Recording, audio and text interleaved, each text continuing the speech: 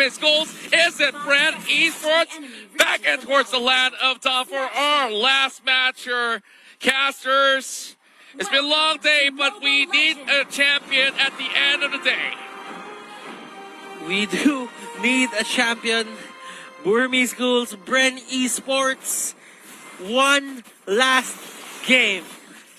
One last showdown to show who is going to be sitting up here on top. Bren on the red side, Burmese Ghouls on the blue. As they take this nice and slow, they don't go with the buff start and immediately look to clear the mid wave. And, you know, overall, as we were kind of talking about how the matchups are going to go, we can already see how the lane priorities have been given over to either side. Again, Ruby DD with the rogue off meta pick, Grok. This is the lethal Grok in Game 7. Ooh, it's risky, but we've seen it work before, and now the question really does come down to whether they get a catch onto Few. For now, it's looking pretty good, but Flapteezy going in pretty hard, but Kid, nobody having the execute at the end of the day, so they're not going to go for the dive. Okay, so the Luyi pick on Few will just keep people from Burmese Ghouls, let's say, poked as much as possible. The damage will be consistent. So Burmese Ghouls, there might be times here when they are going to take objectives that they would just opt to go for that just because they don't have full HPs. It's not even just about the full HP. Yeah.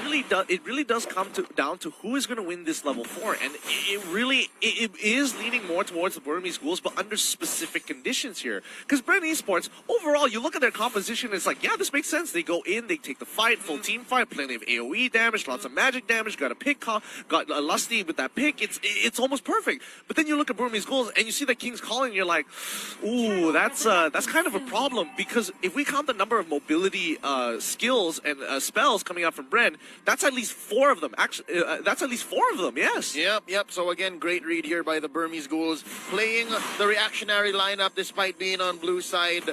The genius mind of Coach Panda here in action now. Turtle started here by Ace, and he's going to put a few beads on it. Again, Brody doing well for Bren Esports in game number 6, here game number 7. How the tables have turned. Now the fight has begun inside the river. Order Brilliance now popped here by Kid. He wants out. That's 1 ult counted down for each side as the Puissance is in. For Flapteezy, they disengage. Okay. I mean, Kid can't switch over the Chaos Darkness anyway, so still he is going to be relevant in this turtle fight.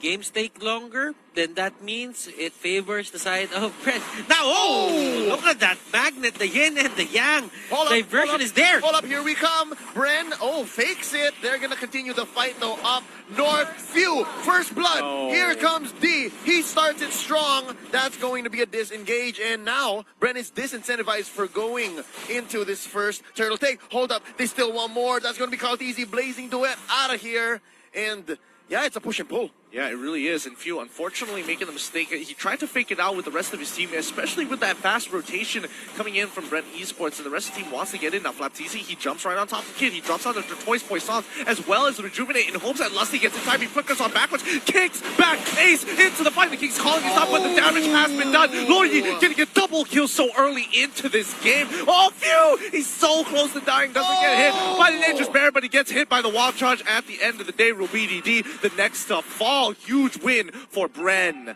And Bren Esports, they are finding the trades. Burmese Ghouls not backing down. And you could see a lot of things working to the side of Bren Esports there. The kick on Ace was perfect. That's just what they needed at that certain point in time. The exact target. Now, quick item check before the 5-minute mark. That's already tough boots onto Lusty. Carlteezy picks up the Raptor Machete. He uses the ult to disengage. That's 2 chasing down onto him. And look down bottom. This is actually some pressure onto Ruby DD. I think Bren Esports have had it with this surprisingly lethal Grok. Yeah. This is the first time that we see him hugging the turret. I mean, they have to make sure that he doesn't get too far away here. Because, again, Grok with the power of nature, very annoying. Oh, he gets hit by a lot of bullies here, as well as the Chrono Finisher as well. But now they're trying to jump on top of Rebo. Oh, they almost catch him as well, forcing him to use the Purify. And the rest of Burmese Ghouls, they pull back. Big plays. Ooh, Flapteezy, what happened? 1 HP? I guess he was dueling with the 2 up top. And, Lapu Lunox. He calls it quits, yeah. Lapu Lunox is just way too good. Blazing Duet by Carlteezy. Yeah, down goes maybe. Kid can't answer back.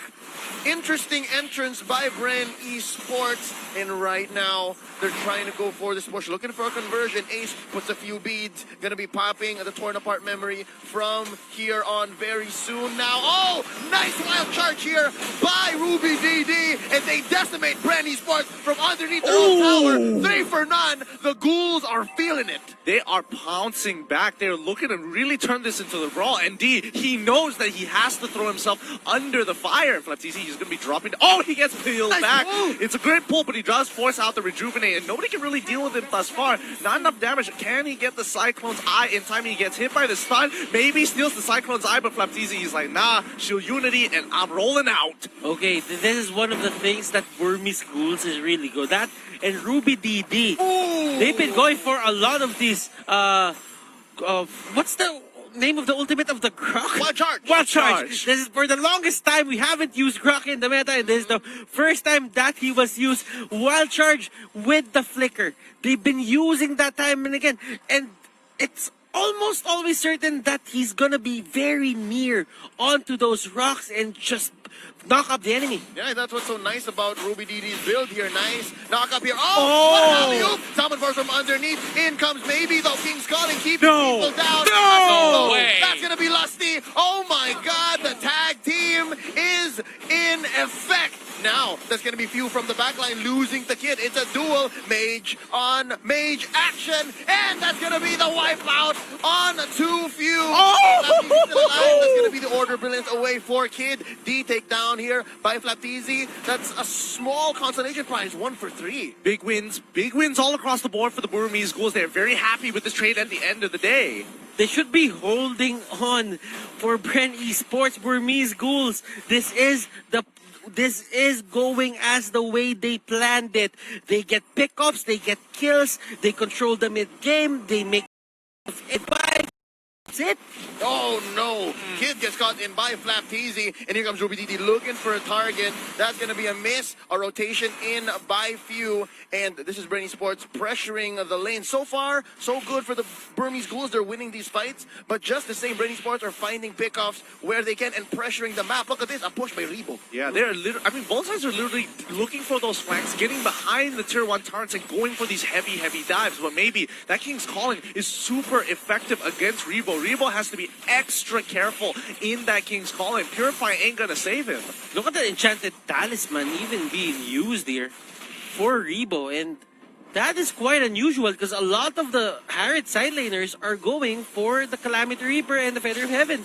Yeah, Flaptizi here senses something. Oh, nice pull by Maybe. That's going to be the Tortoise Poissons. And as well, I believe the Revitalize dropping here. But already 2 big ticket resources gone for Brand Esports. Well timed for the 30-second turtle coming up for Burmese Ghouls, the very last one. They'll have their ultimates at the end of the day. And I think I did see Rebo actually purchasing the Calamity Reaper first. So don't worry about that. The Talisman, Enchanted Talisman came in a little bit later. Lusty, he's going to be looking for an opportunity to kind of, secure their position around the turtle. So they have first dibs for now. But Ruby DD says hello to Few. And Few now under a lot of scrutiny here. The King's Calling down right in the middle of the lane here. Nobody from the side of Brand Esports wants to walk forward. So it's going to be a free pick with no returns. Maximum efficiency. That is the best use of King's Calling. You see how it fits the circle down the middle right so perfectly? And that's exactly what Maybe is doing here. But hold up.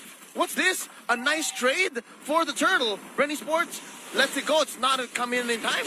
But then again, you have to think about what they did there. Here we go. Wild charge by Ruby DD. What a bait. That's got DD taking him down. And the life bars are dropping. Flaptizi shut down by Ace. And the fight continues. Where do they go? Zaman Force already expended here by Rebo. And that's both teams backing off. Lusty looking for more. And hold up. 10-7. 24K to 24K. This game is darn close, but the Burmese Ghouls are up by 1 turret. Golden Staff is now up for Carl TZ, and you can see the trades. Ruby DD maybe is just playing the keep away game. He knows that if he stays alive, he can just keep on going for those pokes. Now, if you would look at the items, Lusty here with the Athena Shield. Rebo does have the Calamity Reaper with Enchanted Talisman. Enchanted Talisman on Few as well. He's probably gonna go for something of a Ice Queen wand or a Lightning Cruncher, or probably a Glowing Wand as well. Yeah, those are some pretty good shoutouts there, especially. Oh, wait, D, he's in a lot of trouble. He's going to die here. There's nothing much he can do. He's going to get run down, especially with the amount of movement speed that he has. And Flapteezy just to secure the kill with the shield unity. But now, rotation is going to be placed in the middle just so they can steal away the orange buff again. And then, unfortunately, Flapteezy is going to be, hey, I'm the carry now. Oh, actually, that is the case, and now Kid gets caught in here. That's going to be quite a hit from the back line as Ruby DD goes in with a wild charge. Maybe here, caught out Flapteezy inside the the purple pit, and that's going to be the back out. Oh, nice knock-up. Nice way of the dragon, but they take out Flapteezy first. Lusty still in here. Flapteezy, blazing duet. He's trying to get one. That's going to be Kid, and they back out. Oh, nice power. Nice swing by Ruby DD, but it's not enough. Double kill here for Carlteezy. 2 for 1. And while that's happening, we have Rebo and Few going to the bottom lane. Lord's up. Lord's up. It's free. Lord's up, and they gatekeep the Burmese ghouls from walking up forward. They made sure they teleported right in front of the base, making sure that they're standing on towards the top right side, just in case if D wanted to get a little bit more physical with them. But now they have the River Crab under their shot. Carlteezy is kind of huge in these situations, and as of right now, Ace, he's got the burst damage, but Carlteezy, he's got some strong AoE. Remember, the last time that they picked the Claude, it was relying on Claude alone. The damage output came from him alone. Right now for Bren Esports, they have this insurance policy. They have Rebo and the Harith, and both of them will have to carry the damage of this team. Not to mention, Few just purchased the Necklace of Durance, and that's going to be very, very helpful, especially against Ruby DD as well as D. And let's see how this fight is. It's about to occur. They want to look for that big engagement. Here we go, Lord at about a sixth of his health. That's going to be a reset. Flapteezy already pops here. The Poissons rolling out.